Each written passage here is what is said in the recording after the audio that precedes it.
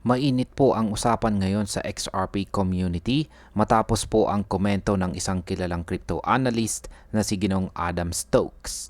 Ayon sa kanya, may realistic target sa XRP na nasa pagitan po ng $5 hanggang $7.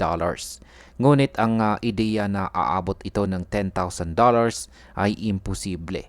Ang tanong, bakit ganon ang kanyang pananaw at ano ang ibig sabihin nito para sa market? Kaya yan po ang siyang ating pag-uusapan sa video na ito, pero bago po tayo magpatuloy ay pakibasa na lamang po muna ang disclaimer dito po sa ibaba ng ating screen.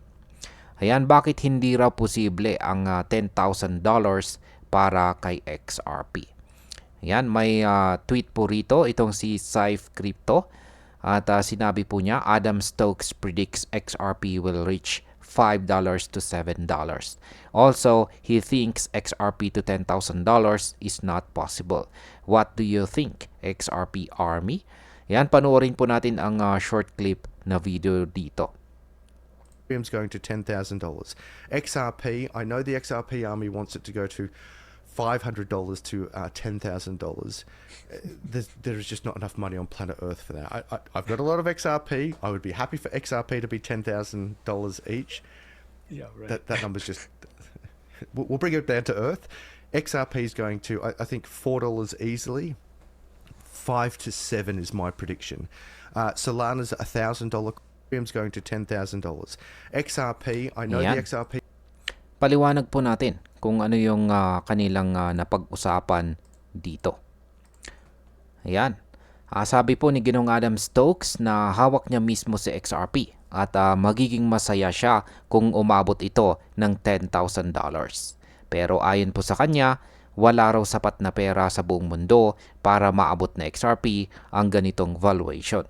Kung susumahin, kakailanganin po ng sobrang trillions of dollars para maabot ang target na yan, na halos hindi po realistic kahit sa laki ng global financial market.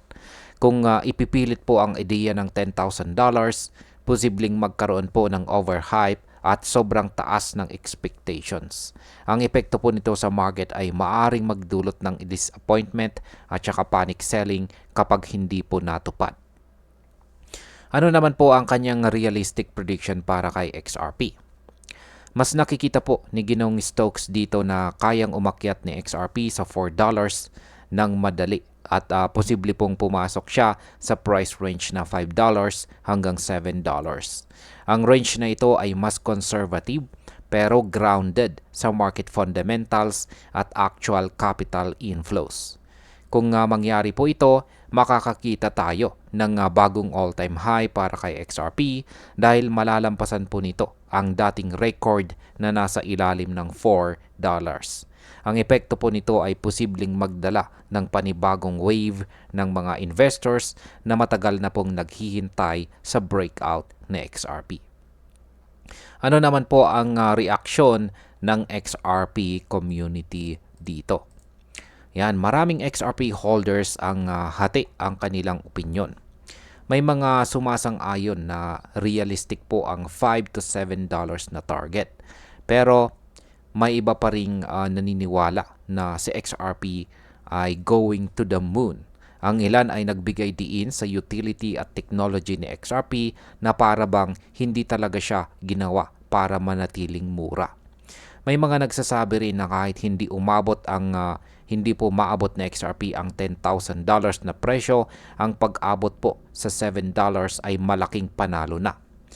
Pero may iba ring naghahambing sa kasaysayan ni Bitcoin na noong una ay kinukotsa din bago sumabog ang kanyang presyo. Sa ganitong pananaw, ang ilan po ay naniniwala na huwag basta-basta maliitin ang potensyal ni XRP.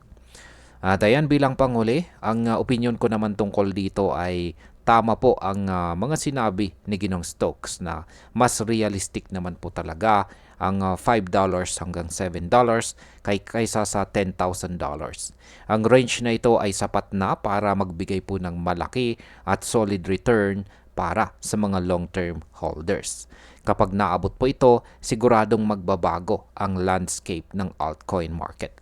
Gayunpaman, hindi natin dapat isara ang posibilidad na mas mataas pa ang maaring marating ni XRP sa mas mahabang panahon.